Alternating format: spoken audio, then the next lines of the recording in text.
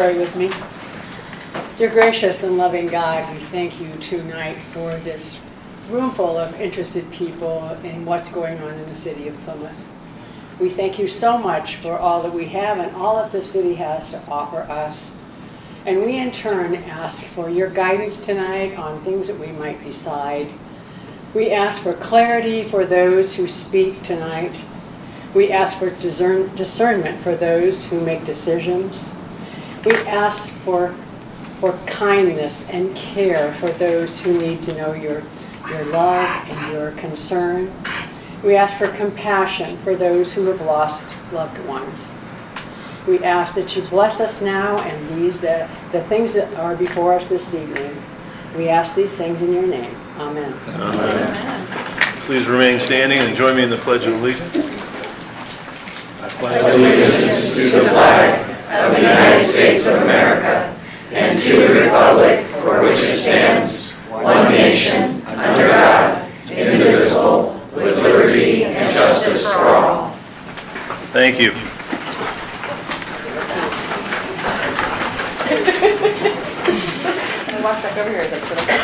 Roll call, please. Councilman Cobb. Here. Ecker. Here. Strathwell. Here. Wagonecker. Here. Milner. Here. Morrow. Here. Starr. Here. Thank you. Anything? I know you have something. Anything? About approval of minutes. Why don't we do? Let's do that first. Thank you. All right. Motion to approve the minutes. Second? Got a motion and a second. Any further discussion? All in favor say aye. Aye. Those opposed, nay. Now, we'll just go down the road. Randy, you're first. All right, so in our packet, Fire Chief Holland gave us his reports of calls, which I found quite interesting. We're at 893 between fire and EMS to this point. I guess it's just kind of a point of why this department and the police department is a top priority concern on ours. The other thing, when we had a meeting with Chief Holland, that I asked him to start looking into is our, we have, it's 48 calls already of dispatched and canceled runs that we need to look at what our service fee is for that, and or a public nuisance fee of somebody that's calling constantly, that we have to continually go to that residence or Right. that facility. So that was something I asked him to look into. Okay. But I just want to point that out to everyone that that's where we're at today. It's 893 calls. They're busy. Yeah. Basically, it's, in general speaking, it's about 180 calls a month is what the average is running, 180 to 184 when it comes to the EMS calls. And that represents about 84% of the total calls that come into the fire department on an annualized basis. And so it's important that we continue to monitor that and stay on top of it. And so I appreciate Randy sharing that information tonight. And then our next thing in the packet was Dennis provided something I think everybody should understand, that he provided, so as of March and April, between what he has permitted, estimated cost of construction that the applicants applied for the permit, correct? I'm stating that is roughly around $15 million worth of construction estimated cost. So just want folks to understand that that's the volume that he has to deal with on top of what you've seen in the Board of Public Works that Dennis is already going through, looking at these businesses. So it's just another point I just wanted to. That is a good point. Dennis is quite busy these days. And so, very good. Thank you, Randy.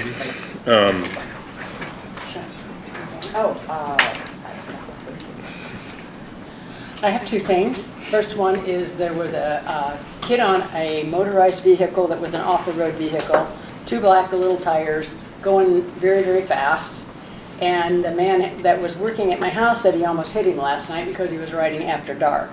So this is another thing we need to look at because we've already done the golf cart. So this is our next thing that we need to really get on. just a word just because he's in danger, because he's driving at dark and has no lights on that bike, and he was wearing dark clothes, so he just almost got hit. And then the good thing is, thank you so much for the day that you were kind to all the city employees and fed us. Yes. Oh, yes. And Yeah. it was nice to feel appreciated, so thank It you. was a nice time. That's it. Well, thank you, Linda. If I may, Your Honor, I've been, as you know, I brought up months ago the issue on Lake Avenue, the Patriot Rail, the rail crossing there, and inquired about what was going on, what we can do on that. And Patriot Rail responded because of the media alerts that they received. Right. And so I've been staying in contact with Katie Roller with Patriot Rail, and I followed up last week and got a response today from their engineering group. And I'm just going to read what was sent, and it says, our contractor at EWR, I'm not sure who that is awaiting delivery of the concrete tubs that for the foundation of the new crossings. They hope to have all these repairs complete by the end of June, so we're still on target for the end of Q2, and that will be a huge, huge blessing for Lake Avenue and people who have to stop and go on that, crossing that This track. year, I hope, right? Yes, yes. Forward to this year. That's really good news. We went from like it was really getting bad. We brought it up in this meeting. Media, thank you for reporting on it, and that's what caused. We got temporary repairs. So their railroads aren't always the easiest. So that's great. So But Lake they- Avenue is going to see some nice improvement Right, on and the railroad they've crossing. been responsive each time we've inquired, so I Yeah. appreciate their responses. Yep, that's very good. So there's more disruption in traffic, but it'll be better when we're done, so it'll be all right. We're gonna get through it. Very good. Anything from this side of the room? I'd like to make a comment, and something I mentioned last year, but I'd really like to see, not at the street lights, but where we have main crossings, where the greenways like cross Jefferson Street and Darrow Street, they ought to be painted, and we ought to have a sign that advises the cars that the pedestrians have the right-of-way on those crosswalks. And the signs and those lines should slow down the traffic. But the one on Jefferson Street is really hard to get across, so I think that should be looked at. Okay. Anything else? Okay, moving on. Thank you, Dave. Down to,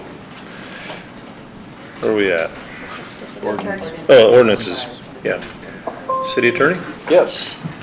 So we have ordinance number 2025-2241, an ordinance to amend the drug and alcohol policy and testing procedures of the city of Plymouth, Indiana.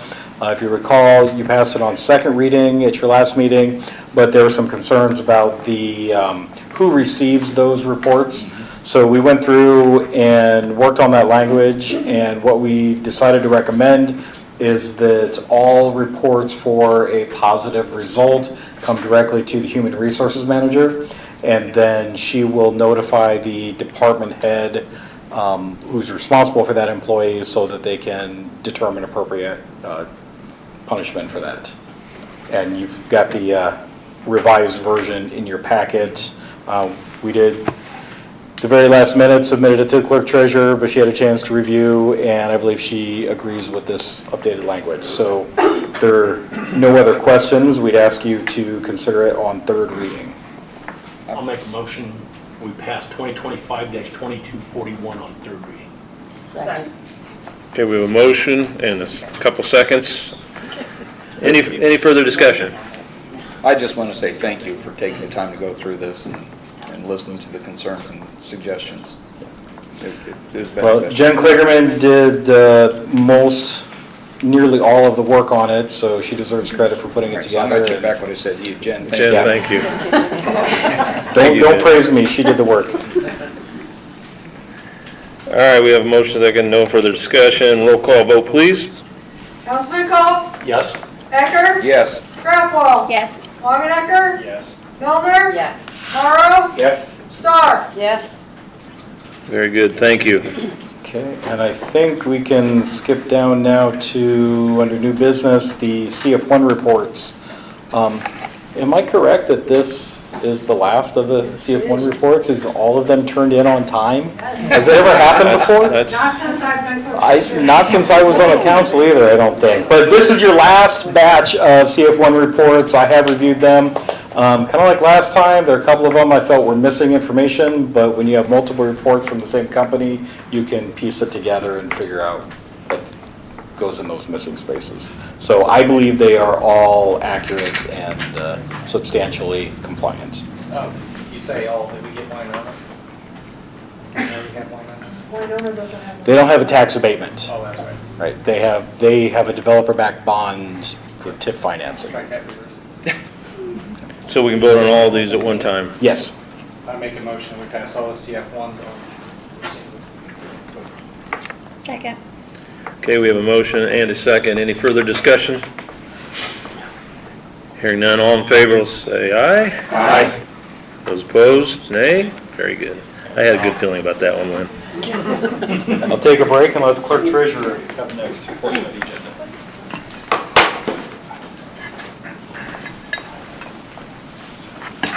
All right, this evening you have 2 donations. The first one is in the amount of $100 from First Federal Savings Bank to be used for the 2025 tractor show. The second one is in the amount of $1,000 from SRKM Architecture to be used for the Mayor's Summer of Music. I'm asking if you wish to accept these donations with the restricted terms, conditions, and purposes attached to the donation. If so, the donations will be received into a monetary gift fund. So moved. Okay, we have a motion and a second. Any further discussion? Hearing none, all in favor will say aye. Aye. Those opposed, nay. Thank you. All right, next up, I would like to give you a little history on when the petty cash fund maintained at the clerk treasurer's office was established and subsequently increased over the years. This petty cash fund was first established in 1952 in the amount of $100. When postage rates were 3 cents to mail a first-class letter. In 1983, it was brought to the council to increase the fund to $150 when postage was for a first-class letter was 18 cents. In 1991, the council approved the fund to increase to $200, stating the main reason for the requested increase was the cost of postage. First-class letters in 1991 were 29 cents. Current postage rate for first-class mail is 73 cents, which will increase to 78 cents in July. Not only are stamps purchased with this petty cash fund, but also mailings of certified letters, water samples, and blood samples. I would like the council's approval to increase the amount of the petty cash fund from $200 to $300. Do you really think that that is a reasonable number? Do you feel that it should be higher? At this time, I think $300 is sufficient. I would not like to hold extra cash in the office. Because it doesn't seem like quite enough. But It does, to me it does. So the petty cash fund is Replenished? replenished, thank you, So it's every ongoing. docket. Okay. So if things are purchased out of that, then there's claims in your docket Right. to replenish that fund. Well, no, understanding that better, I would make a motion to approve the request to increase, Second. Did you say? yeah, increase it to To 300. 300. Okay, thank you. Okay, we have a motion and a second. Any further discussion? Hearing none, all in favor say aye. Aye. Those opposed, nay. Very good. She always gets what she wants. She always gets what she wants. I heard that. Okay, the next item on the agenda is resolution number 2025-1156, a resolution of the Common Council of the City of Plymouth to approve application of 310 North Michigan Street LLC for a commercial revitalization rebate program grant. And you'll see both the application and the proposed resolution are in your packets. The bid that was submitted was for $134,375 to demolish and rebuild the west facade on floors 3 and 4. That would max out the grant at the $25,000 limit, if you approve that. And I believe Lewis is here. It's a large crowd tonight, but if you want to come on up, Lewis, and answer any questions they might have.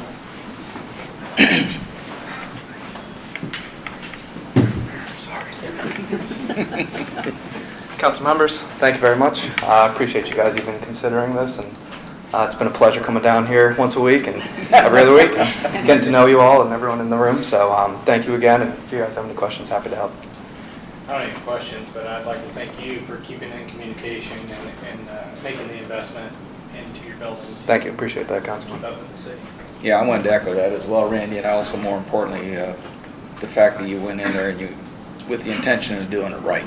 And not, it doesn't appear to me you're taking any shortcuts, and so I certainly Not for appreciate it. 134. Well, I have no idea what this stuff costs, but when I heard over 100,000 pounds on, I thought, Yes. oh.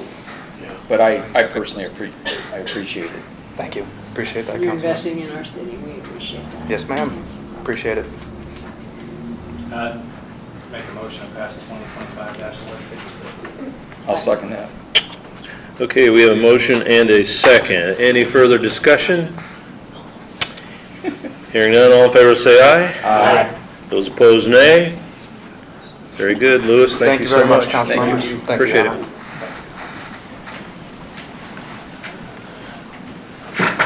Okay, next is resolution number 2025-1157, a resolution of the Common Council of the City of Plymouth to approve the application of David's Courage, Inc. for a commercial revitalization rebate program grant.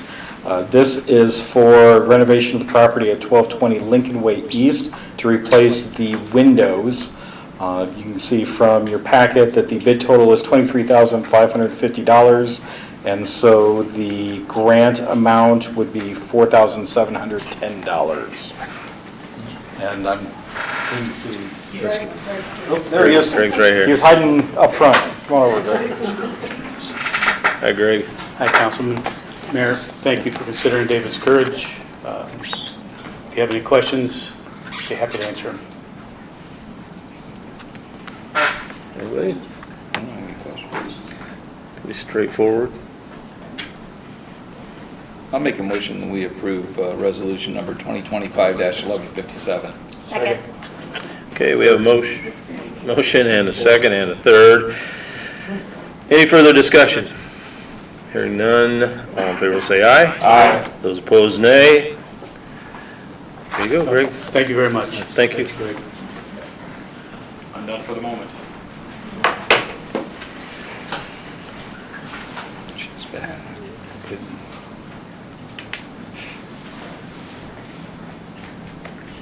Okay, next up under other business, community read from Deborah Venti. Deborah, you want to come up and speak to them about this? Come on up. Come on up, Deb. Hey. Hello. Good evening. Good evening, Councilor. Good evening, Mayor. My name is Deborah Venti. I'm a 1985 graduate of Plymouth High School. And about 3.5 years ago, I started praying about coming back here because I've been gone for 30 years. I was fortunate to have a very successful career in the furniture industry, and I had a couple small businesses. And I've worked around the world and developed quite a few gated communities. I've got some things here for you. I'll just leave right here. One of the small businesses I owned was a little bookstore and a coffee shop, and I had a gift shop in my studios upstairs. And since I've been back for the past 2.5 years, Mayor Robert asked me to join the redevelopment board, which I have done. I'm also on the facade grant that we had done for the 2040 group and the marketing group. And I think it's very important with the way the city is going. But I've also seen some downturns on some things we've all been working on diligently. But I wanted to introduce 3 books that I thought would be a really fun community read to kind of get us all on the same page with some things that we addressed, quite honestly. The first book is Who Moved My Cheese? I don't know if some of you have ever read this before. It's been a long. It's a great book. It's about business. It's about two little mice and two little men, and they continue to go to the cheese factory and receive their cheese every day, and then one day the cheese is not there. So it has to do with adapting to change and finding different avenues of distribution, basically. Coming back to Plymouth, it's changed in the past 30 years, we all know. I explained to a friend of mine the other day that you actually used to have to wait to get on Michigan Street to cruise, if you remember back in the 80s, right? And I worked at Penguin Point, and we all know why, right? So we had a lot of fun back there, but things have changed and progressed. I know a lot of our problems looking across the board here, because this is such an interesting book, and I recommend that we highly maybe read that together, is the fact that the common denominator with the problem areas that we have in our community are absentee building owners, property owners. I think that's very prevalent to understand the economy in the Red Rock Inn, Northgate Mobile Home Park, Oak Ridge Mobile Home Park, Harrison Street Mobile Home Park. The old Dave and Ray's and the train depot are all absentee building owners, property owners here. And those are all of our biggest problems. So I think that kind of shines a light on what we're dealing with. The Red Rock Inn, the Patels that live in New Jersey don't care how many times we send the fire and ambulances out there, right? With the cost savings of getting rid of that place, we help the businesses that are successful around there. Mike Anderson, Bill Thompson is a classmate and a good friend of ours. We have a bank there. We have 2 other hotels that suffer because of those 2 hotels. The Red Rock Inn could easily be taken down, as we all in this room think it should be. But that's a great place for a fire station, and you could easily do the rooms there and make each individual a private room for every fireman and ambulance there, and change the whole trajectory of that end of town. So things like this. We were voted the top 20 worst place to retire in the state of Indiana just last month. I don't know if you all know that, but we're ranked number 17. Most of that has to do with our health care. Again, that's another absentee business owner or building owner, property owner in our community. We have no birthing areas for our young families. My daughters are 31 and 35, and that's the reason I'm here. They had their babies in South Bend. I was born here, my brother was born here, and both my daughters were born here. And my daughter's children are not born here. It's just a fact. But the reason we were voted the worst is because of we have no health care. We have a shortage of doctors, lawyers, and attorneys, or nurses. Those are high-paying jobs that we need to attract. So how are we going to attract them? How are we going to go sniff out our cheese, right? That's what we're looking for. Dilapidated building owners that live here should be held accountable. Our ordinances and our things have to be enforced. So we need to come together as a whole. On Monday, City Council meeting on June 12th, 2024, low-income housing project was rejected by all of you on the City Council. Mayor Listenberger mentioned that there was a housing study done and at least 1,300 house units were needed in this county. After the vote, he simply looked at the audience and looked at all of you and said, "Find me a solution." I'm going to tell you what I honestly think from the bottom of my heart. There's no way we should be throwing good money after bad money. We are sitting in the mobile home capital industry in the country. We can buy, and we shouldn't be buying them, the mobile home vacant, terrible properties that we have across from Centennial Park. We have 3 of them. Those people should be held accountable. If those mobile home parks were run like the one by the high school, we wouldn't have these conversations. So with the mobile home industry, I have connections there. I talked to a gentleman who runs one of the largest ones, and there is a community outreach program that they do. They build 2 different types, a single and a double wide, and the price of those to a stick-built home is 4 to 1. So we can help anybody who actually is invested in this community that owns mobile home park to work with these direct mobile home manufacturers. They produce 18 a week and turn this thing around quickly. We can close those hotels right down. You asked for an answer, this is where we're at. And we can do this quickly. I've worked with Dennis Manuel on my building right here. I own 215 North Michigan Street, and he knows how to get it done, and that's what he's doing now by reaching out to these guys. So we need to enforce that. Cost-wise, also there is, with these 2 units that they build, there is a $750 and a $1,500 NIPSCO rebate for each one of these units every single year. So when they buy these units out of a community build associated with this company, they offer that, which is great. Setup is easy, and it's a turnkey operation. It also includes all of your appliances. So in a stick build, what's the first thing you're going to do? You have to go buy appliances. You have to buy furniture. They have those packages. In what I'm going to give you is an overview of my building that I bought because I've helped revitalize 2 towns. I bought my building, I gutted it, and rebuilt it, and they more than doubled my taxes. So I'm going to show you on our project overview that the city gives to people for building. They simply ask you one question, and it says, estimate cost of project. I didn't lie, I told you what my estimated cost was. The county takes that and adds it to my taxes. I opposed it and showed them $58,000 of receipts of gutting a building that should have been dilapidated, should have been just absolutely, it's in shambles. $58,000 of tearing it out, gutting it, and upgrading just the electrical, plumbing, and heating to standard. I got taxed on that. This is what we're doing to people who want to come in and invest in our town, in our older buildings. And we still don't have ordinances. So I could go paint my building pink right now if I really wanted to. We all complain about the red building. Let's do something about it so that these buildings will last longer than any of us in this room. So the other thing with the hotels, we're going to talk about children. And I think if we all know, and we all sleep well tonight on a nice pillow and nice sheets, that we have children in dilapidated third world country conditions in our town where we're from, right here. If our children do not have their basic needs met, 1 + 1, doesn't matter if it's 2, 3, or 4. Our children need our basic needs. We're the adults in the room, and we need to stand up for our children. I served 3.5 years in a very poverty-stricken area in the middle of Alabama. I learned what the poverty-stricken mindset is, and I see it slowly taking over our community. My kids used to say, where you stay. Where you stay doesn't mean where do you live. It means where you staying tonight, because my mama was just arrested and she's in jail and I don't have a place to live. That's what we're going to start dealing with here. Our children are in need, and it has to have a sense of urgency. So, right, I'm just moving right along. The poverty mindset. Corner of Michigan and Jefferson. I had my building tested. It lost on phase 1. We're on phase 2. We need to get that. That's a beautification project. It's also dangerous when you slide down the side of the embankment and go into the water. It's a huge hazard. It's right in the corner of Michigan and Jefferson. We need help. The Economy Inn. On June 24, 2024, I organized a meeting with Mayor Listenberger, Jeff Huyen, and Steve Stanton, Vice President of Operations for the Siegel Group from Las Vegas, Nevada. Steve Stanton is an acquaintance friend of mine, and the Siegel Group is a great organization. You can look them up. They buy dilapidated hotels and turn them into low-cost living. That's one way we can get rid of this hotel very, very quickly. Stone Soup is my second book that I would like you all to think about. And Stone Soup, we all read this when we were kids, right?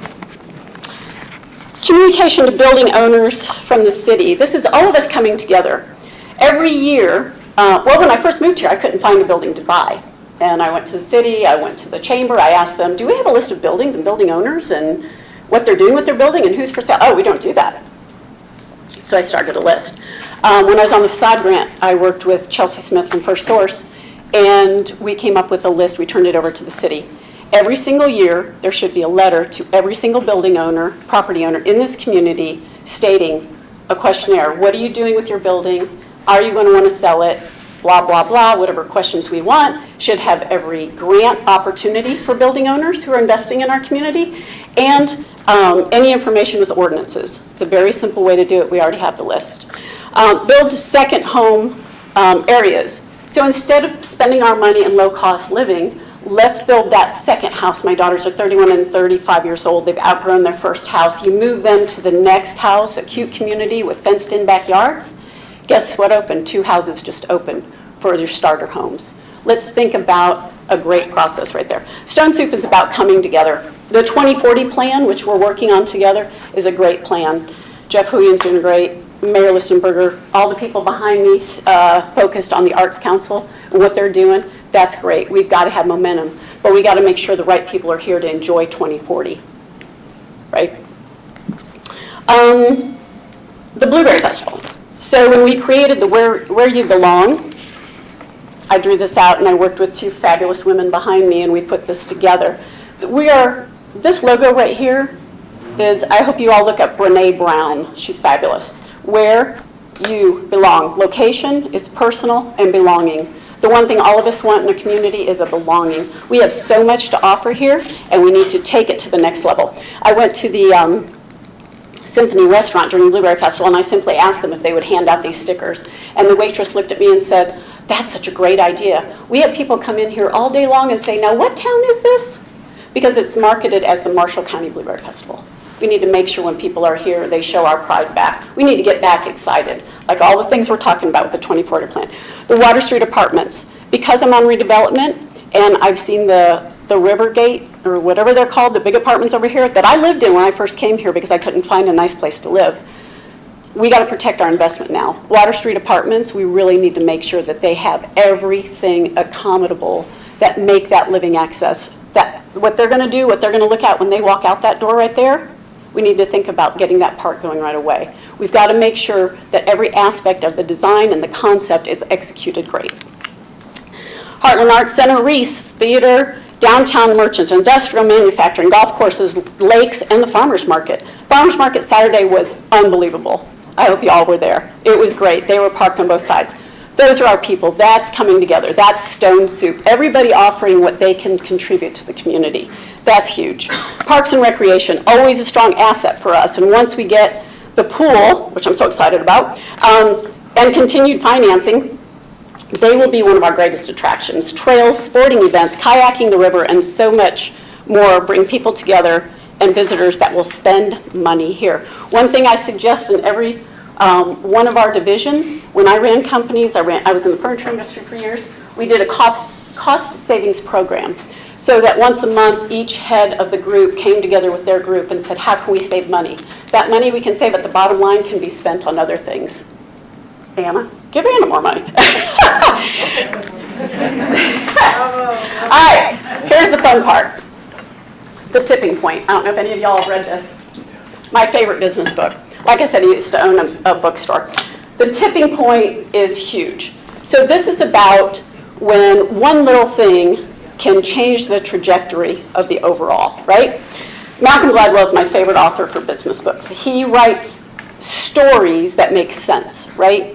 So Tipping Point. One of our biggest tipping point downtown, Mr. Lewis, is the city building.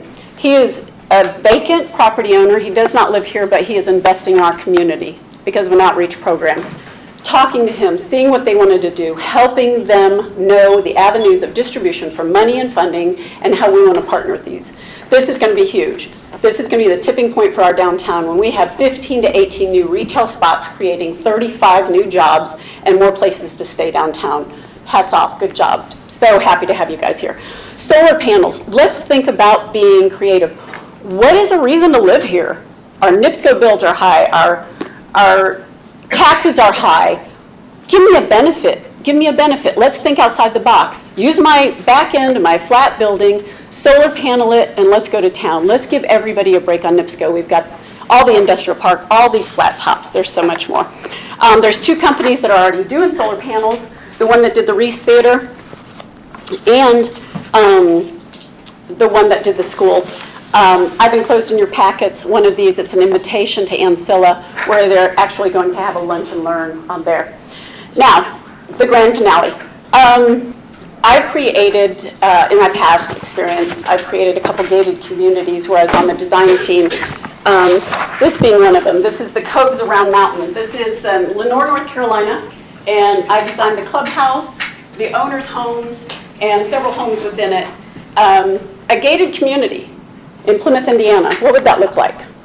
Well, I can tell you what's so exciting about this is because after we did the 3,400 acres here, a gentleman and I partnered on 1,800 acres here. Captain Andrew Lasco was going to build a hangar housing community. Hangar housing community is where private pilots come in, they fly their planes, they park their plane in a hangar in their house, and they live there. Our property on our airport butts up right against the golf course. And if you want to talk about making money, how many of us in this room has said, we live on 30 and 31, why are we not making money? Well, this is our ticket. This is our tipping point.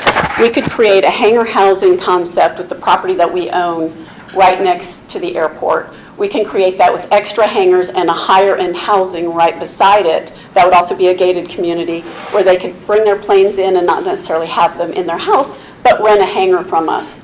It is absolutely crazy idea, but it will work because the closest one to us is in Wisconsin, and I flew to the one in Florida where John Travolta has 2 hangars in his house, and it works because there's nothing around us. We already pull from Culver. We already say we can pull from Notre Dame. We would pull from Chicago. We would pull from Warsaw with the biotech people. They have money. But before I say anything else, I want to introduce someone very special to me. He's a very lifelong good friend. He's a pillar in this community. I'm so proud of his career, his wife, his family, and that he came back here to do his business. Mr. Dan Marone. Well. Follow that. Council, Mayor.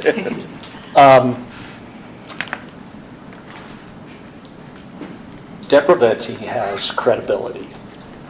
I've seen her projects. I've talked with her in depth about her ideas. They obviously strike a chord, resonate with me as a pilot. I see a lot of potential in attracting people with higher incomes to our community, which would help our community greatly. It's great that we have compassion for people and look to help those of lower income, higher needs, but to be able to sustain that, we need some people coming back to our community that can facilitate and help that to that end. In the time that I've been back here, I left for 12 years, it has been a change. And I can't honestly say for the better in all regards. However, my wife and I have chosen to stay here and raise our kids here. And we want to see a better future for them, for all of us.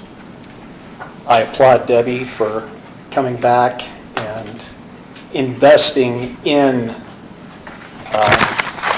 ideas for you to consider. And I don't feel that I bring a lot. You know, I'm an operational guy flying airplanes, but I do know about aviation, and I do see the potential in our airport, especially with Bill Shealy, who I think is back Yes, here. thanks, Yes, Bill. You know, in just a few short years, Bill earned Airport of the Year for Indiana, and he's a visionary as well. And I think between these two, we could accomplish a lot. So I'll leave that back in your court.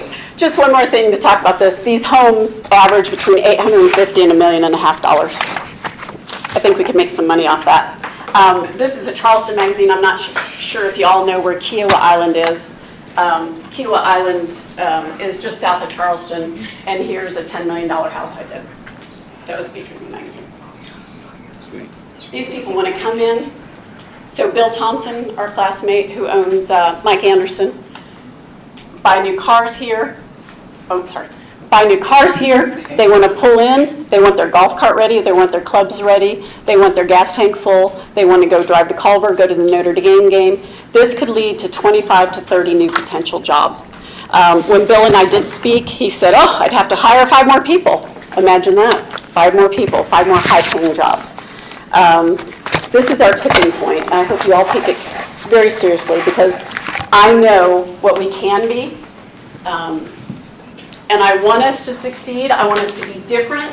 I want us to make money. I want us to utilize 30 and 31. Good enough for everybody? You can get me one And later. then you send it. Okay. I counted y'all, sorry. I'll make one more. Jeff, yeah, I'll get Jeff. You might have 2 more on your desk right now. Well, see, I counted right. It's like, One for the clerk treasurer. Does It's more important that she gets one. okay, I'll just talk to you guys. Anyways, I appreciate your time. I know I took a lot of time, but I think this is crucial to where we are, where we can be going, utilizing 3031, and making a difference. So, thank you very much. So, Debbie, thank you. I mean, you bring a lot of energy and ideas. Great ideas. And so, I'd just like to make a comment on that. I, as most of you know, do airfield lighting for a living. And I travel to several airports a year, and I've been told time after time, we just don't understand what we have here in Plymouth with the airport. Right. The location we have. I just throw that out. it has a lot of potential. Yeah, the money we can make off of it can turn this place around very quickly and fill a lot of our needs. So, thank y'all. Thanks. Thank you. Very good. All right. Next up is Heartland Artists, if somebody wants to. Yeah. Anna, welcome. Thank you very much.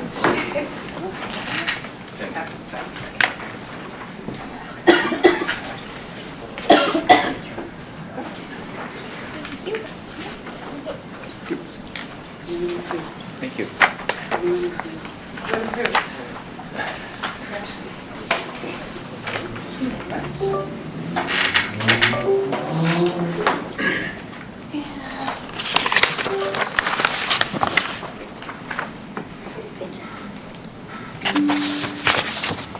All right, good evening.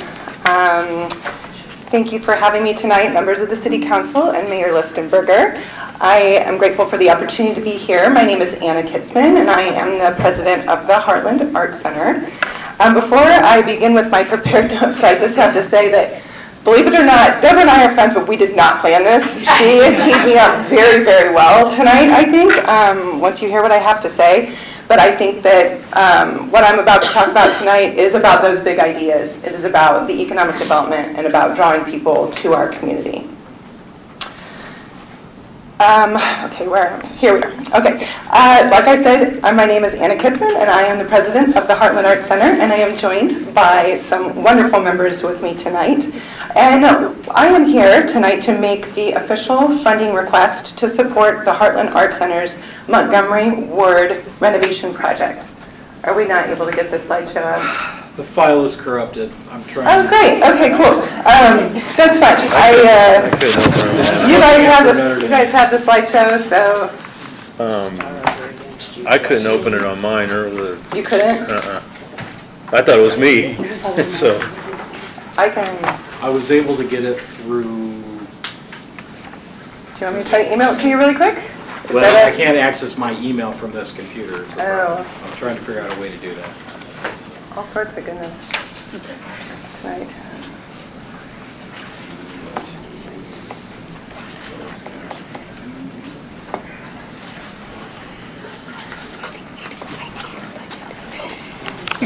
IT. Yeah. Put IT in the budget for next year. Yeah. We're actually working on this. I think it's a software. Oh, there you go. I don't know. It's going to take us a couple of minutes. So Okay. Do you want me to try to resend it? I can do that from my phone. I have to. She's going to try to download it on Okay. the flash drive and do this again. Okay.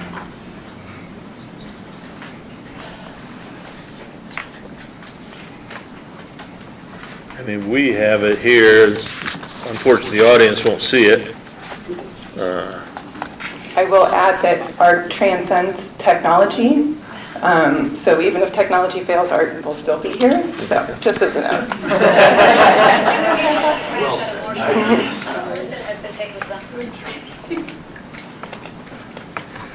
Yeah.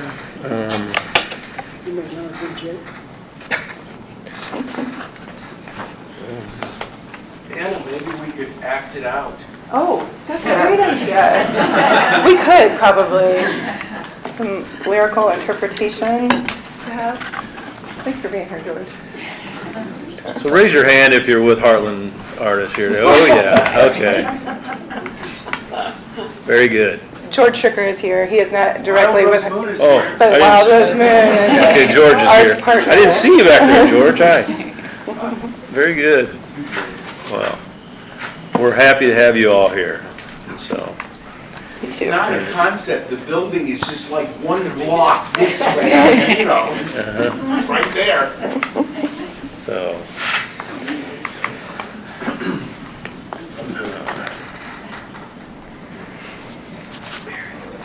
That way. I was going to say, which, Yeah. yeah. I think it's the best idea since sliced bread.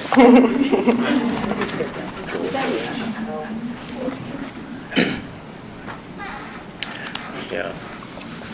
We'll just hang in there for a second. But it'll be more effective if we can, everybody can see it. Although, you probably all, have they seen it yet? No. No? You haven't shared it? Okay. No. I think that they know the value, but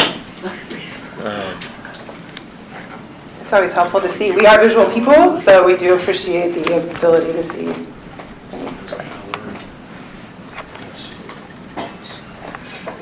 We can all squeeze into the conference room. We know it works in there, right, Jeff?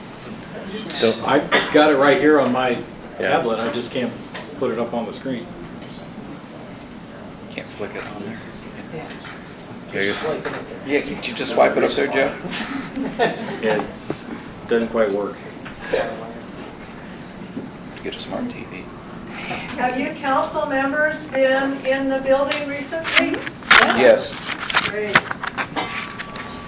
I think everybody, except you didn't get a chance, did you, Randy? No, but my daughter had ours. Yeah. Yeah. Great. Yeah.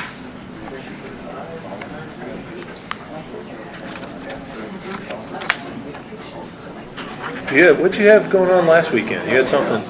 On Saturday, we Yeah. had our Piece of Cake event. Yeah. And our members hand-painted 120 dessert plates. And so when our visitors bought the tickets, then they got to pick out their plate to keep, and then they filled it with a lot of dessert, and then we had live music. Oh, And, nice.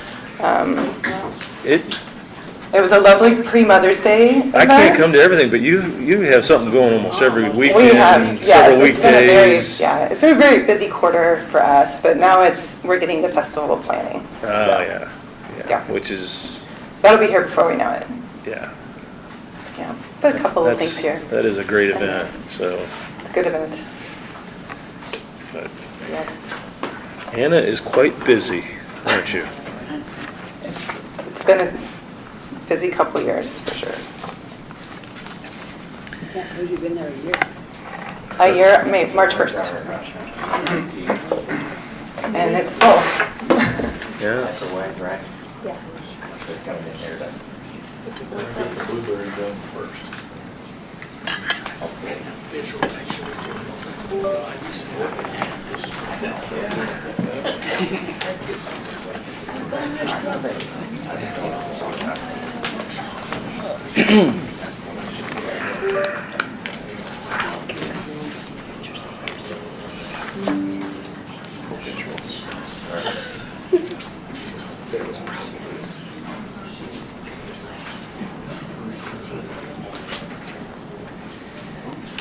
Jamie, I didn't do that. I swear. I don't know who did. They didn't change. What's that one say? ABC. I'm not saying. They're not here though. WTCA?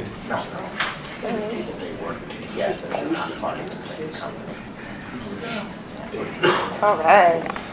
We got it. You're getting there. I speak too soon.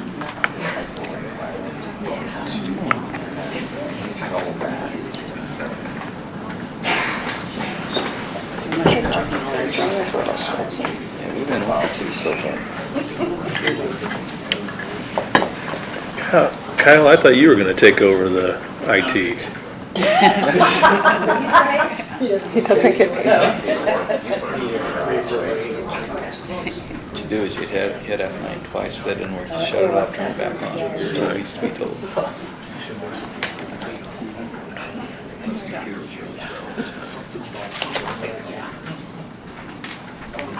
Yay.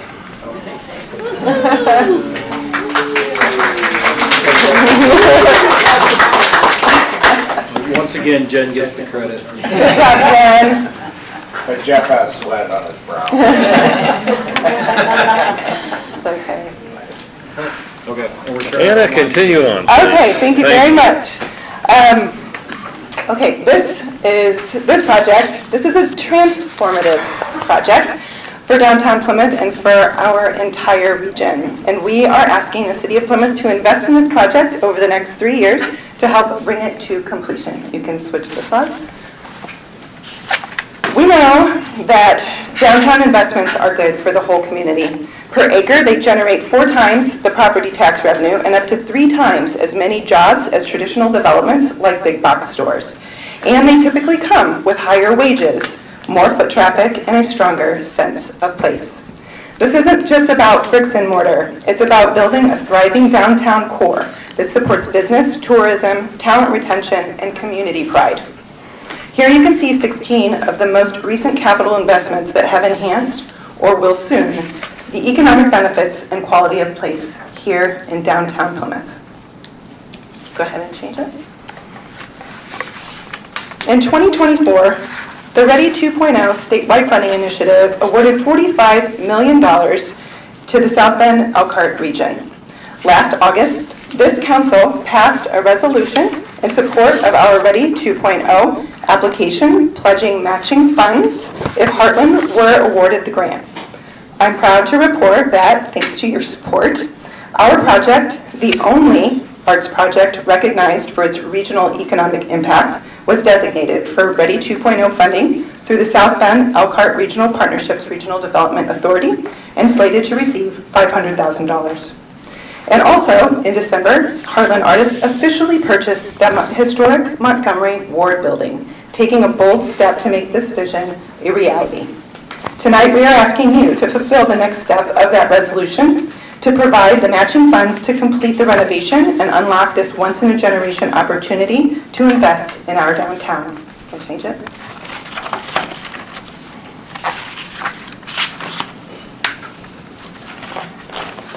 I want to take a moment to talk plainly about the economics of art. When we talk about the creative economy, we're not talking about a side project or a feel-good initiative. We're talking about a proven, data-backed driver of local and regional prosperity. The creative economy includes the people, organizations, and businesses that transform cultural knowledge, artistic skills, and creative ideas into economic value. This covers everything from visual and performing arts to design, digital media, culinary arts, artisan goods, and cultural heritage. It's a real sector, just like manufacturing or healthcare.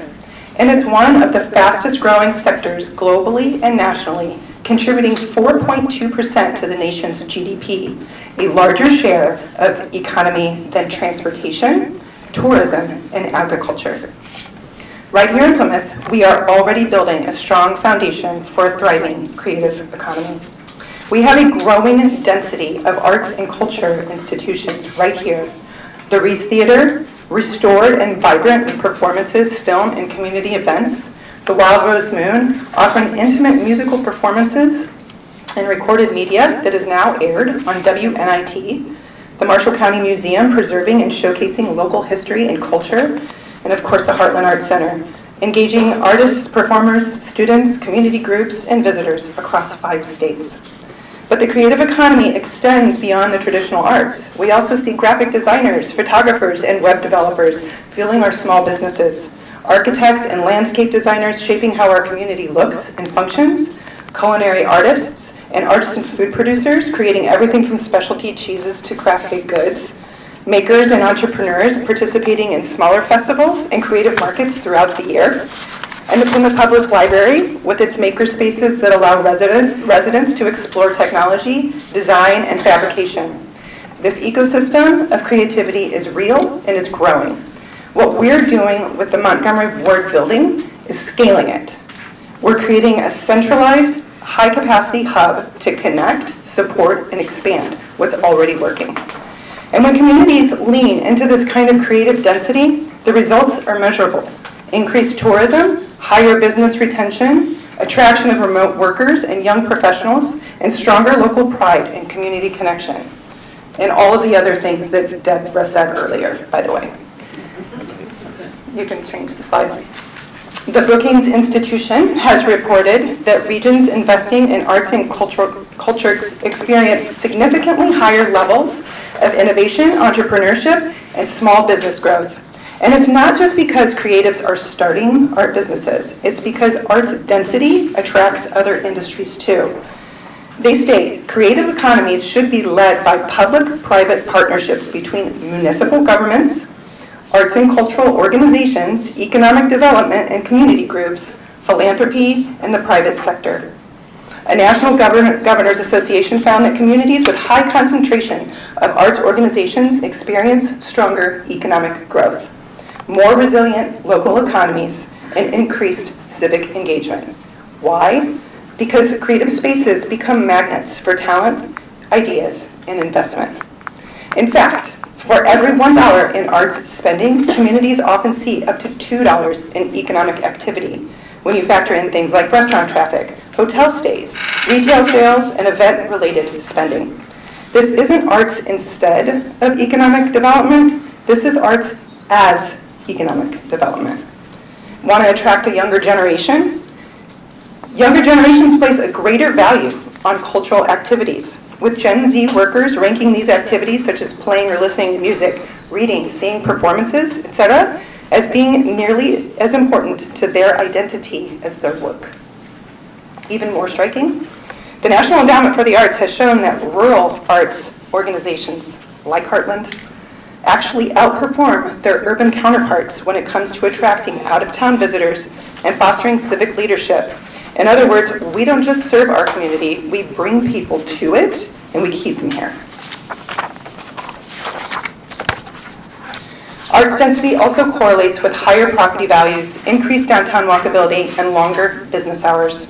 More people on the street means more eyes on the storefronts. More events mean more reasons to stay, spend, and return. And we're already seeing it.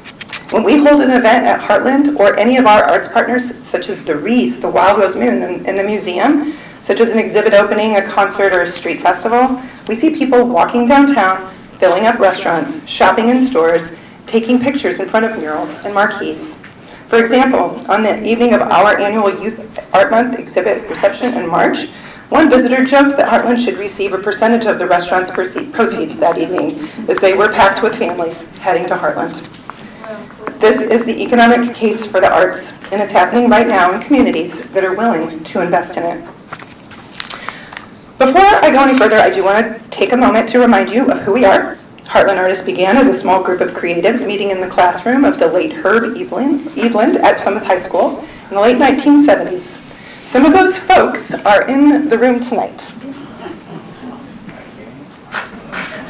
What started as a handful of dedicated artists has grown organically, steadily, and with tremendous heart into the thriving arts organization you see today. We now have over 140 active members, artists, educators, and community advocates. And here's what's remarkable. 98% of them volunteer time or provide in-kind support to Heartland, and we have 0 paid staff. Collectively, our members logged nearly 8,700 hours of service last year alone. They do everything from coordinating exhibitions and classes to staffing our gallery as docents, to leading art programs for seniors at Miller's Assisted Living and teaching incarcerated individuals at the Marshall County Jail. Some even design posters for events, build and maintain the website, and create logos for the community, right? And other local nonprofits. That Where You Belong logo? Raise your hand. That was us. That was a team that included Heartland members and Deborah Venti, who volunteered their time. Others serve on regional arts committees or create public art. plan festivals, or make sure the gallery is clean and welcoming for our visitors. But this isn't a recent flash of activity. Since 2019, demand for our programs have skyrocketed.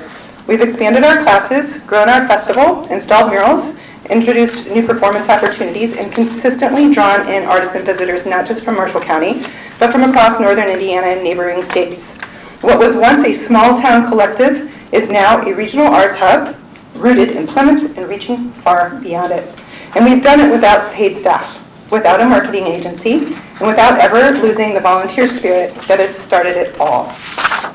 I wanted to take a minute to allow a couple of our members to have something to say. So if anybody wanted to speak, come on up. Come on up. Can non-members speak? Yeah, of course. George, I'd love to hear what you have to say.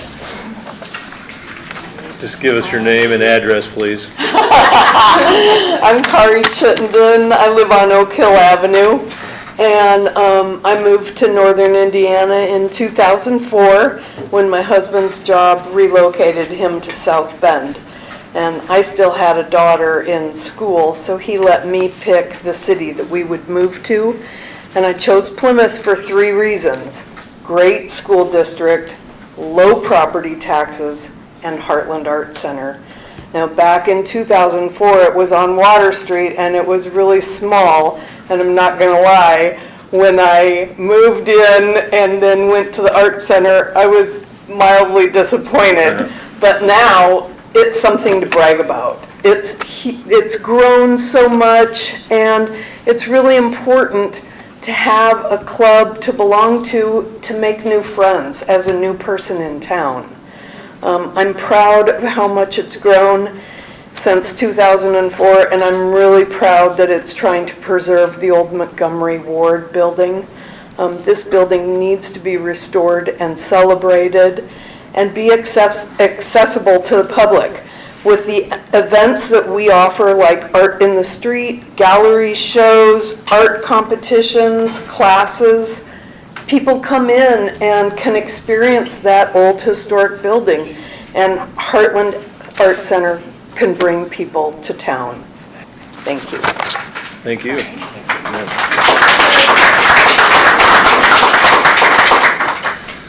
Mr. Stricker? Oh, I'm so glad to be able to talk. Name and address, please. George Schricker, 11644 Maple Road. Thank you. Having dedicated a big portion of my life to downtown Plymouth, I can't say how happy I am to see the Montgomery Ward building developed in this way. I have spoken with prior administrations about this idea for at least 12 years ago, and when it started happening and Anna was getting behind it, and the whole Heartland crew here was getting behind it, I was so excited to see that happen. Anna's right, arts is an industry. It's a soft industry, and it's a wonderful thing to put in a historic downtown, because the historic buildings have so much character in and of themselves that they really offer a unique spaces for people to come and experience. And if you could get people into those spaces and create a creative atmosphere and an environment, things start to happen. People are drawn. 30% of our online ticket sales come from out of county, and I mean that's something.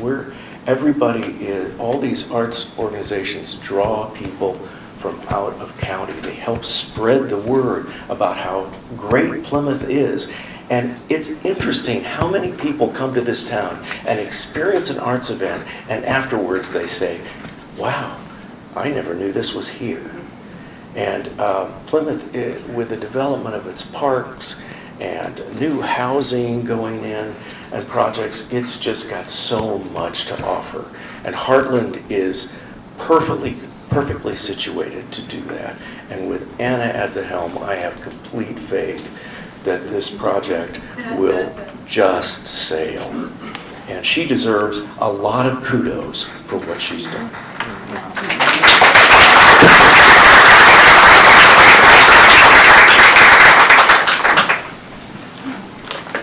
Hi, I'm Shelley Hayden. My address is 7905 South Knox. Hold the mic down, hold the mic down. Oh, I am short. Is that better? That's better. Okay. Heartland Artists is over 35 years old. Originally, the gallery started out at fellowship halls and churches. Their first location was in the alley on Adams Street. Then they went on to the 100 block of Michigan, then on to LaPorte Street, then on to the corner of Michigan and LaPorte, and now in the Montgomery Ward building, 200 block of Michigan. At least 5 moves, each taking on a much larger footprint, and all in downtown Plymouth. Those moves were because of growth and for the arts awareness. The Heartland Artists are not done yet. As an arts destination now, it will grow, and they will continue to bring more awareness into our community and in reaching further in the arts destinations. They're here to stay in downtown Plymouth. They just need to improve that building with your help. Thank you.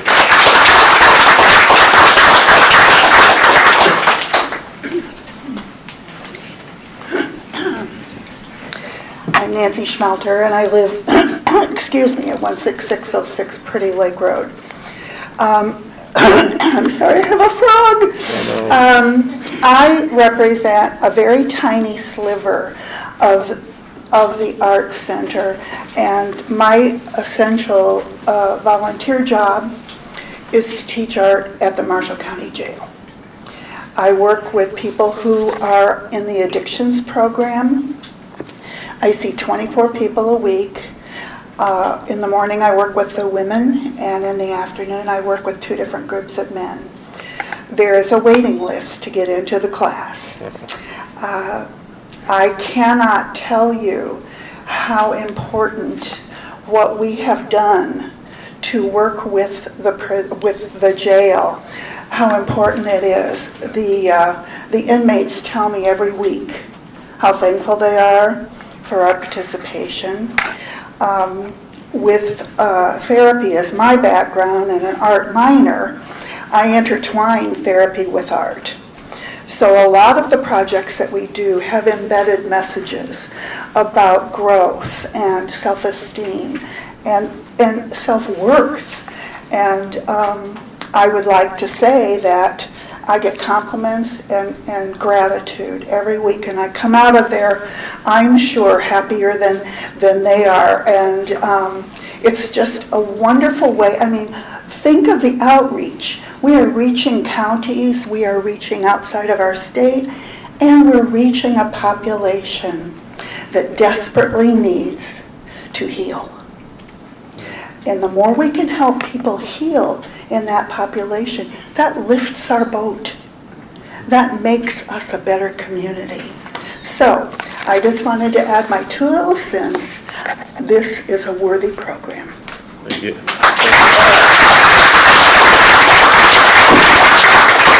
I now see where Anna gets her drive. Thank you. I'm John Miller, Vice President at Heartland Art Center. I moved here in 2017. I live at 218 West Adams. And I'm so happy to be here. I'm so happy about this night. This is such an exciting time. It's not just an old building. It's part of our town. It's part of our history. And for us to take that building and turn it into a place for creativity and education and just a place for everyone to create is a wonderful thing. And there's something that, the thing is that we know that this kind of investment works. Study after study has proven that when you bring arts into the community, especially these small rural communities, it strengthens local economies, it builds social bonds, it boosts pride of place. Art helps towns thrive, and we have the heart and the history to prove it. I want to just end with one quick little thing. We have one of our founding fathers, Ed Pullen, he's not here tonight, but I wanted to just say something that he always tells us all the time. He says, a town without an art gallery is just a truck stop.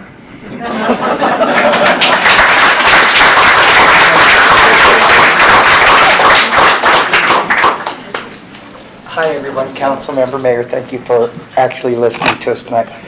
My story is more of a... You get your name and address? Yeah, I'm sorry, my name is Edward Keller, I'm from Monterey. Okay. The only reason I stayed here is because of Artland Art Center. I now am here at least once a week. I do my shopping at Martin's. I bought my car at Ford. Plymouth is my new hub. I still live in Monterey, but it's worth me to drive 45 minutes to come here. I moved to New Orleans in 1991 to become an artist. It's not that easy to do in New Orleans. There's everyone, and unless you're part of the elite, you're ignored. You're totally ignored. I moved back here to take care of my father, and I planned on moving back. I found this wonderful group of people. First night I went there, they made me feel like I belonged. It was so inspiring. I just can't even tell you how much it meant to me. I decided this is going to be my home. I was born here. I'm going to die here. All because of these people. They're just wonderful people, and I wouldn't be in this city if it wasn't for them. And I just want to thank all of you for just accepting me for who I am. So thank you.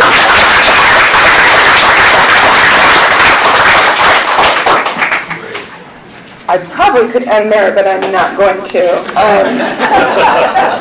Thank you for all of your wonderful, passionate words. I want to get to the heart of the project, so go ahead and go to the next slide.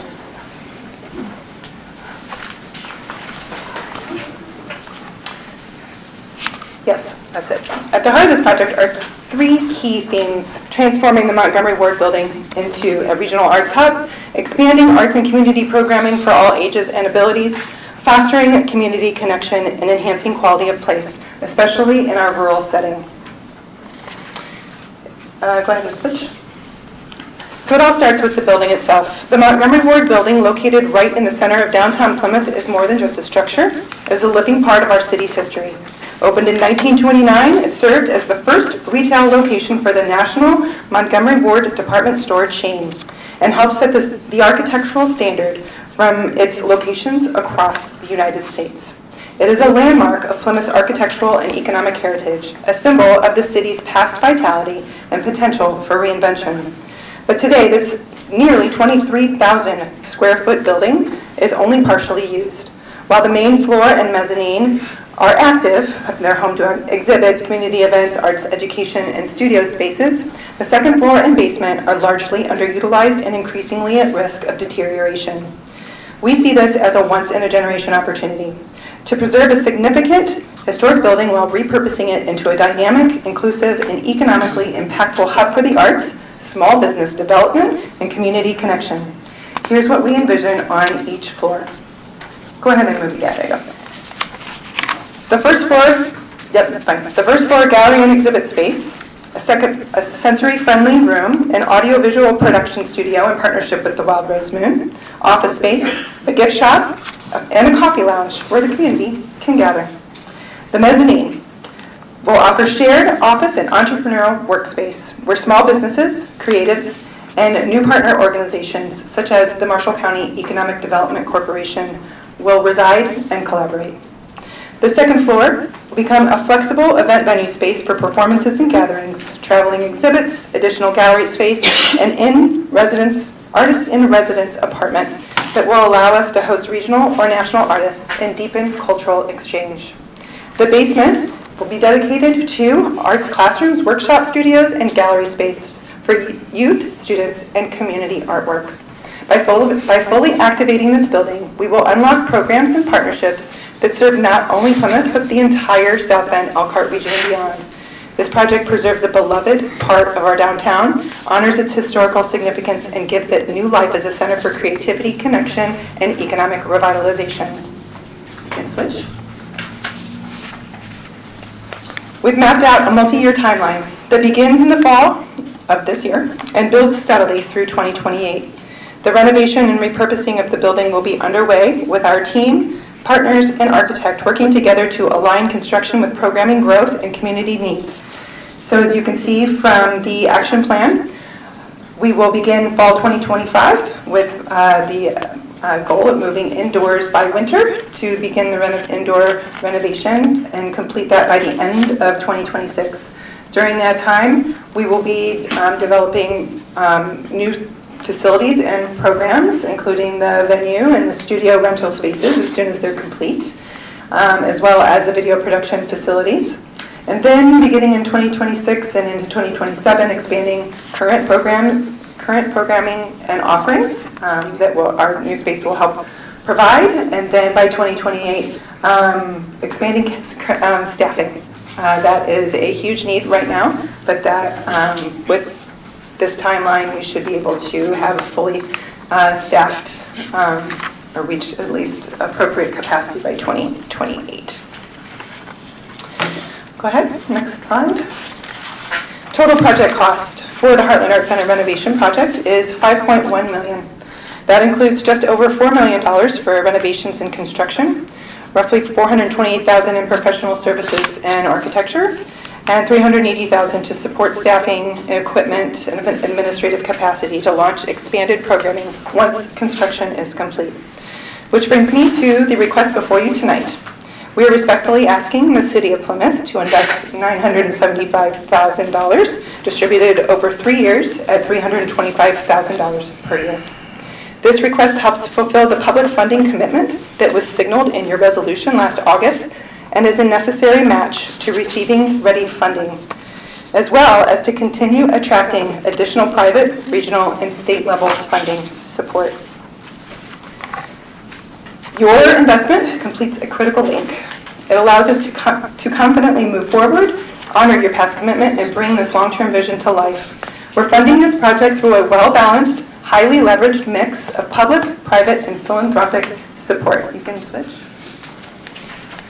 So far, we've secured or are actively pursuing $500,000 in Ready 2.0 state funding, $350,000 from the Heartland Artists' own investments, $400,000 from the Marshall County Economic Development Corporation, who plans to relocate in the mezzanine, further cementing our role in arts-driven economic development, $150,000 from the Marshall County Community Foundation, which was awarded in April, over $300,000 in grants and private donations, and we are actively pursuing $600,000 in historic preservation tax credits to help offset construction costs while preserving this vital landmark.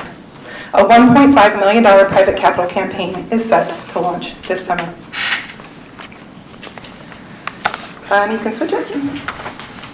Before I close and take your questions, I just want to show you a quick visual snapshot of where we are right now. This first map shows the total reach of our engagement in 2024. Every visitor and artist, well, not everyone, there are more, but those are zip codes that are marked. But those are the zip codes of visitors and artists who stopped by our gallery, participated in our programs, came to an event, attended a class, or exhibited artwork.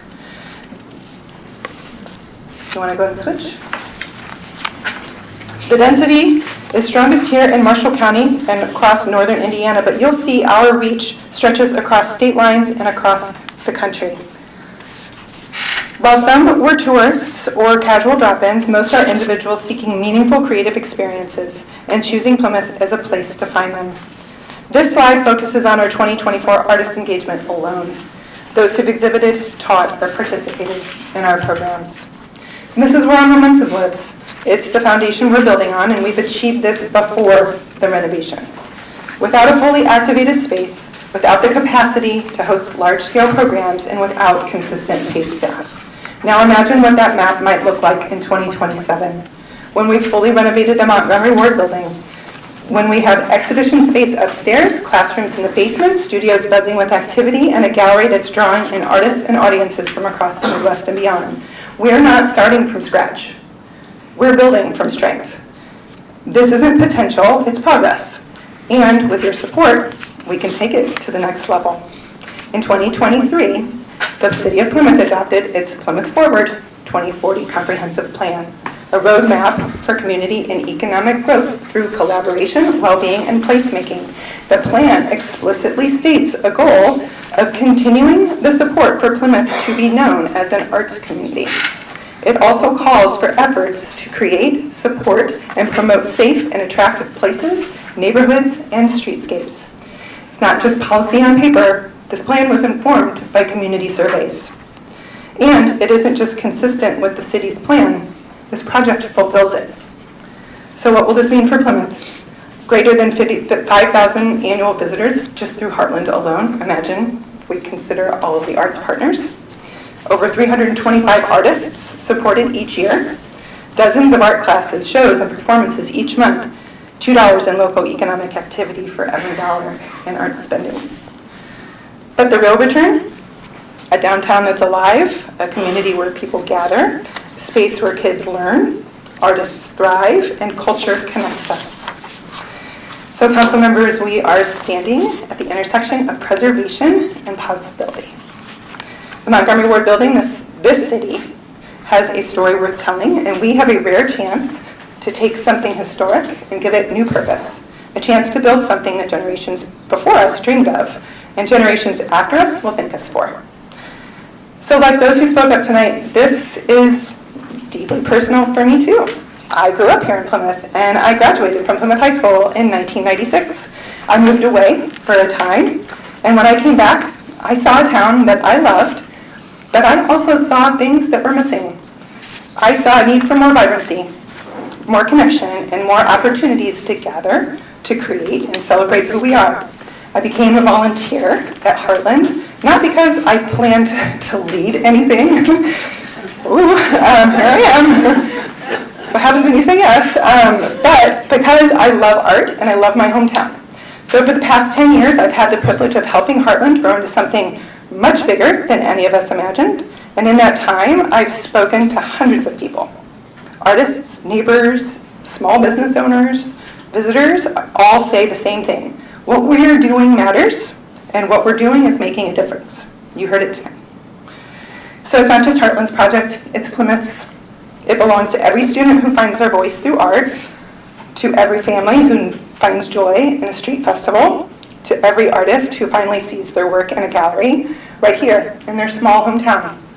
So let's not just renovate a building, let's transform it into a space where creativity, connection, and community come together under one roof in the heart of downtown Plymouth.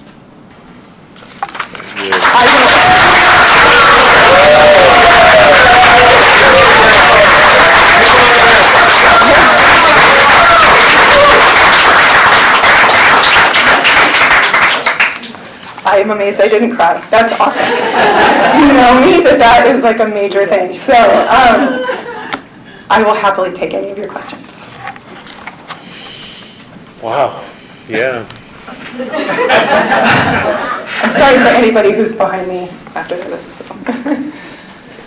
Does anybody have any questions? Would it be okay if I explained our involvement? 100%. Yeah, that would be Yes, good, that'd actually. be I was awesome. thinking about that. I just wanted to explain that. That $400,000 looks like a lot of money. Who are you again? Greg Hildebrand, President, CEO of Marshall County Economic Development. Did I get that right? All right. One of the things I inherited when I took on this job was the $400,000 grant from the regional partnership. I've held on to that for so long because it was designated to do an entrepreneurial hub for Marshall County. Anybody that's worked in that field knows that those spaces come and go, mostly because they don't have the programming behind them. Anybody who wants a remote office can go to a coffee shop and set up and operate out of there. And what I said was I was not going to build another space that didn't have a program to support it. So I've been working this time to gather that programming. I've been plugged into the Idea Center up at Notre Dame. We've been plugged in with Marshall County or St. Joe County's startup. We've been working back and forth there. And we just secured a grant for an 8-week program that we'll be rolling out with the Indiana Small Business Development for creatives to make them into better business people. The creatives are small entrepreneurs. There's a lot of resources they may not be aware of that are available to them, and we want to educate them, make them better business people. But that e-hub is going to come to fruition in Heartland Gallery. We are going to set some space aside for e-hub, for co-working space. But the most important part of that will be the ongoing office space that's available for regional resources. ISBDA will have an office in there. They'll be sharing that with InFocus, the regional partnership, things of that nature, Work One. We'll have all those resources available to entrepreneurs as they come in. I have been adamant about not building without programming to support it. So we're really excited about this. So that helps ongoing support too. They'll be paying rent. Support, yes. And that helps keep the electric on. Yeah, but I wanted to explain that because that $400,000, it has been sitting at the regional partnership to do that, and this is a golden opportunity to take advantage of it. Pretty good. Any questions, or did I get it right? Thank you.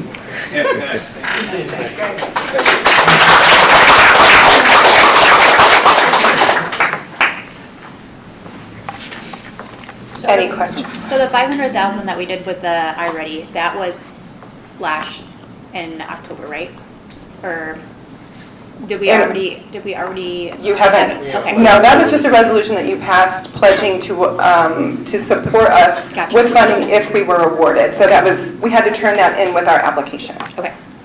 So that was 20%, it was our match on a $7 million project? Or So, yes, so our project has been scaled down. So you scaled it down. But the requirement for us to receive the READY funding, we have to secure 20% of a funding match from a public source. Yeah. So your contribution is actually less than the 20% of the total project cost, and we've also received Marshall County Community Foundation is considered public funding, so Yeah, I they have fill it the at like remaining portion. 18%, right? Yes. Is that what you have? Yeah, it's right So around our match you're asking for at the, is actually less than 20. is 18%, so. Yeah, and when I did propose the project to you in the fall, we were asking you for 1.3 million, and so we have reduced that to 975. Right. Anna? Yes. On page 10, under the proposed capital budget, where you're asking for the 975, and it says future request dependent on LEI award outcomes. And Correct. I saw LEI, so that's another grant that you're applying for? Correct. And is that regional one that you were telling It's a us about? statewide, yes, it's a statewide, the Lilly Endowment Initiative was in addition to the Ready 2.0 project, like the whole sphere that they proposed, but it was designed specifically for blight remediation and arts and culture support. And what they did, the state IEDC is controlling that funding. There was $65 million available for arts and culture that was to be distributed across the state.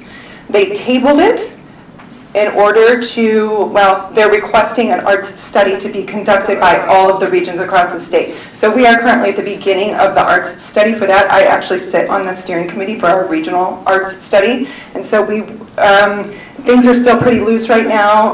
And we plan to we will reapply for that probably in the fall to the winter time. So how big, is that South Bend, Elkhart? South Bend, Elkhart, and then Marshall County are the three counties within that. Yes, there are two, to be specific, there are two other counties in Michigan, but this is Indiana funding, so they only consider these three counties. And what is the goal on an amount of that grant to receive? We don't know what that number will be distributed to our region, but I will say the difference between that Lilly component and the Ready is it actually provides operational funding, where Ready only provides capital expenditures funding. So that's, when we go back and we reapply for that, a lot of that will help support our administrative capacity and then, help round out some of the rest of the capital expenditures that we'll have. If that's clear, I can try to re-explain. It's kind of an interesting situation right now. And so that money would be distributed to the whole area and then? And then dispersed through the RDA, correct. So similar to how we were given the funding through READY, we will be designated through the RDA. So the IEDC won't. They will distribute to the region, and then the region will distribute within the region. And from what you had said before, we are the strongest art center in our region, correct? The closest thing that we have to what we have is in Indianapolis, correct?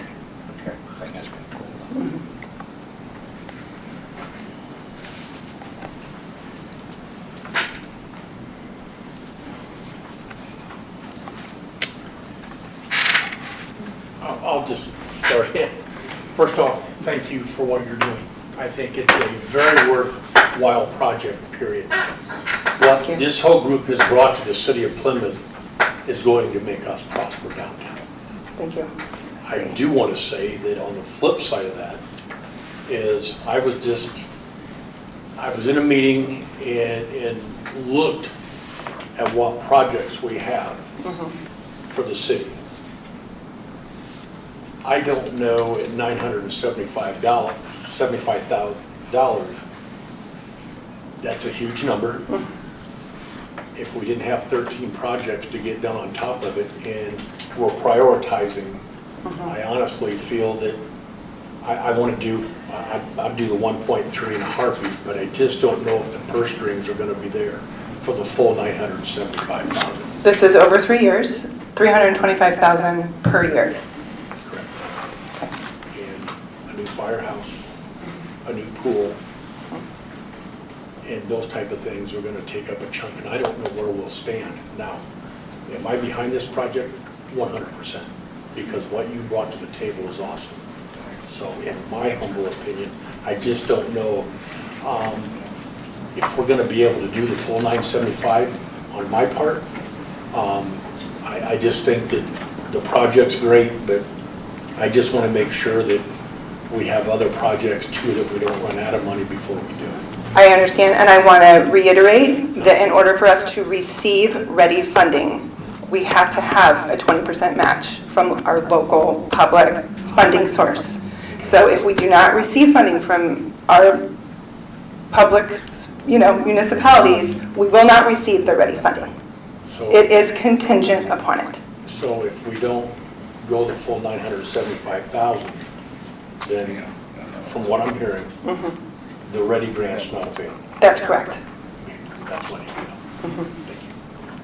And has this been presented to other communities in Marshall County? Or is it just strictly focused? Because this is a Marshall County project. It's a Marshall County project, but no, it hasn't. We have, because we are located in Plymouth, it's a Plymouth property, you were the first people to come to. And this is, just to reiterate, this is not budgeted at this point, and this would have to be additional appropriations out of the general reserve fund. Correct.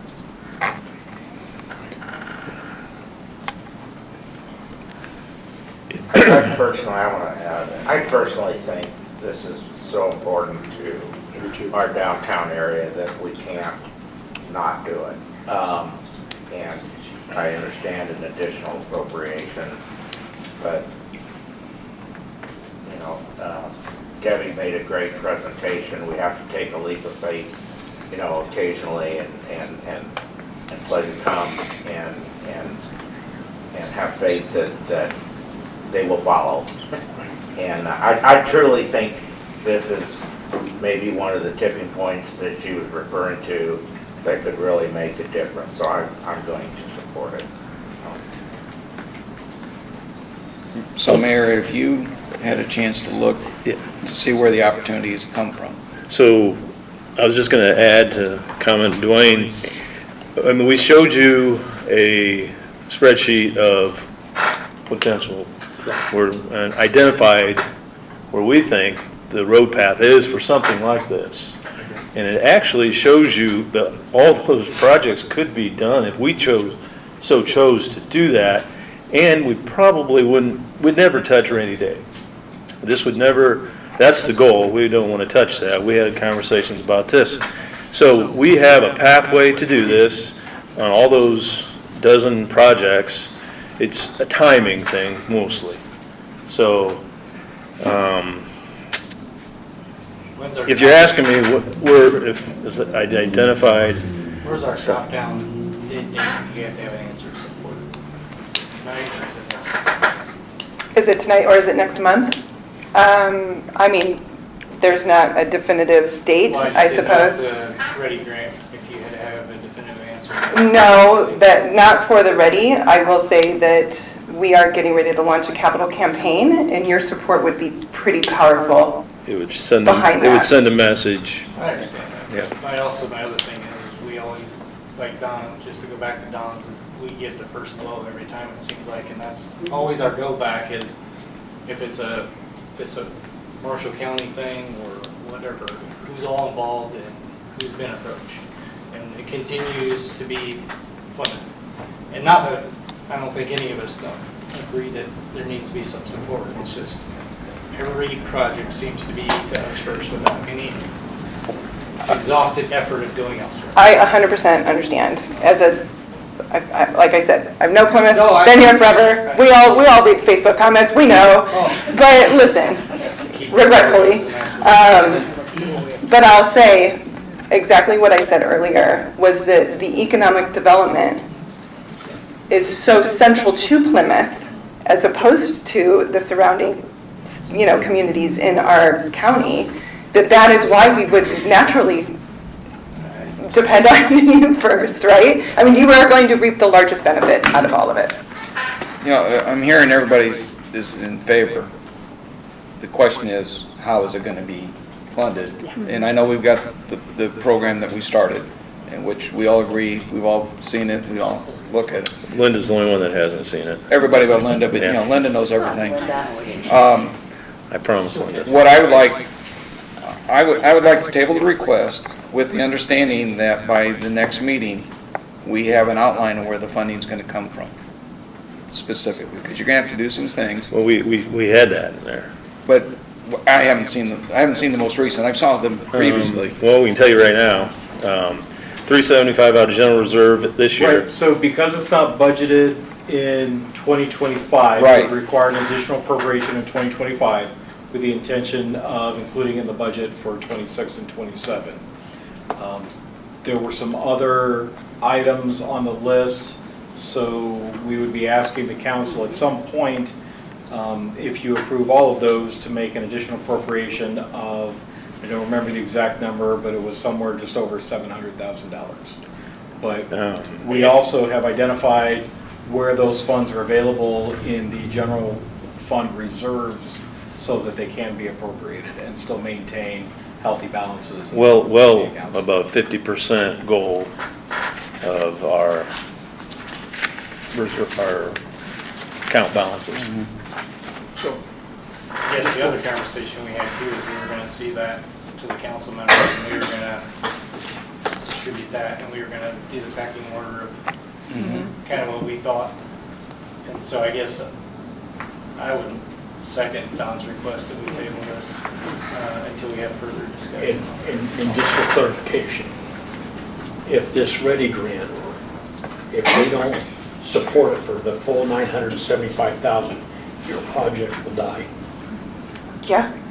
So it equals 18%. It's as you 18%, did. yeah. So what your contribution is 18%. Yeah. So it's actually less than the 20, okay?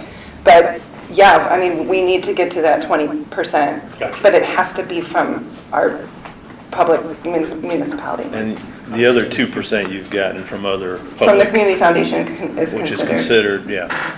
So I have another question, and maybe it's, not sure who addresses Lynn, or what about redevelopment playing a role in this? As far as part of the...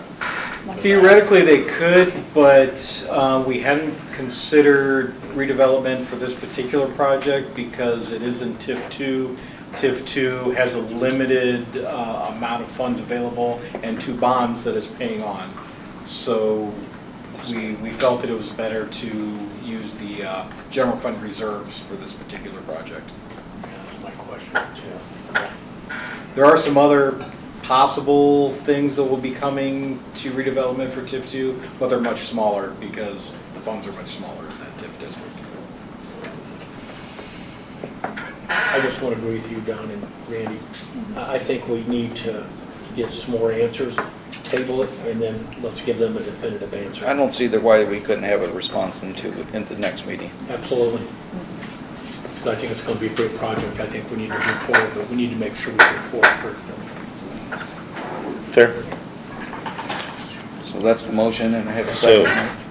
who made the motion? I did. Don? Okay. All right, we have a motion and a second. Any further discussion? This is to table.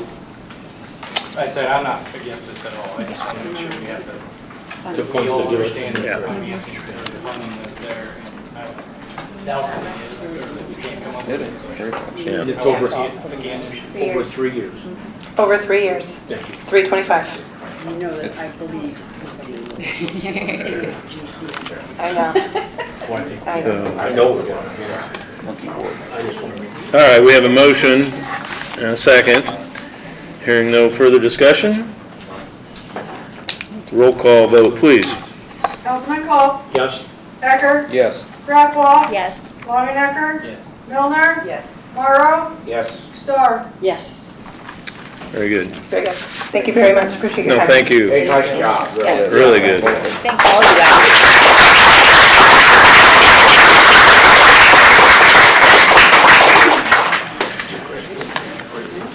Okay. Mr. City Attorney, do you have a One Marshall County update for us? One Marshall County Board meets in a week and a half. And, I will have more of an update after that meeting.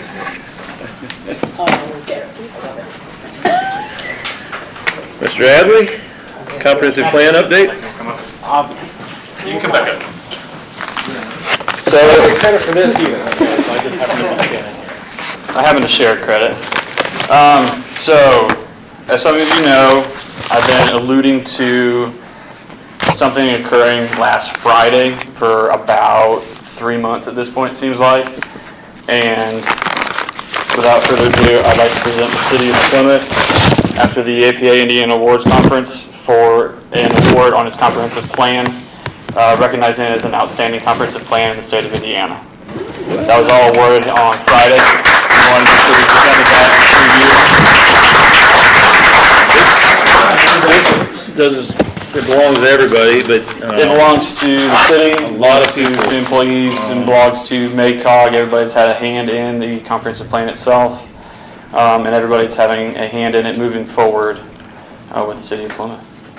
It's a testament to that planning phase of over a year long, and then diving in and then working the plan as we've done since last January. And there's so many in the room here that's helped with this, and so obviously I'm thrilled. So great job, everybody that's involved. So very good.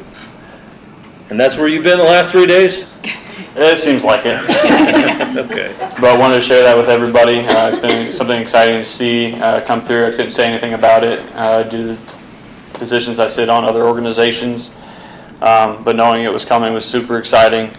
So making sure I try to plug that this big date and time and everything that was coming along with it was coming into play, was going to be shared in due time. We had several partners that were going to be able to make it down, but unfortunately different things popped up and they weren't able to make it down. But we were able to represent the city well throughout this process. And with that, we were recognized as one of only a couple of comprehensive plans in the state to receive awards this year. Have a record number of applicants through that process with the state planning organization. So Very good. congratulations and thank you for all your hard work. Well, thank you. Appreciate it. That's all I have. That's all you have?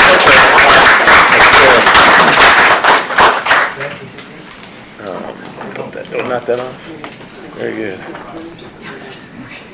Well, would anybody, at this point in the meeting, we have privilege of the floor. If anybody else would like to bring something up. I just want to, because it kind of goes along with this, just so you're all aware that that Jeff, Ty, the mayor, they are putting together a roadmap for us with multiple projects.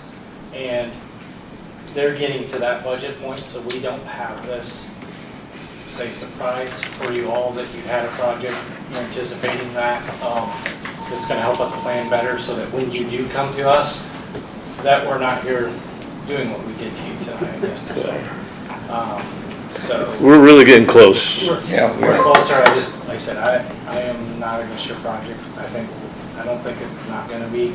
I don't want to lead you in that direction and then poke you in the back the next time, right? But I just want a little bit further understanding for all of us to make sure that we're planning that roadmap, and again, anybody else that comes to the city as a project, that we already kind of got you plugged in.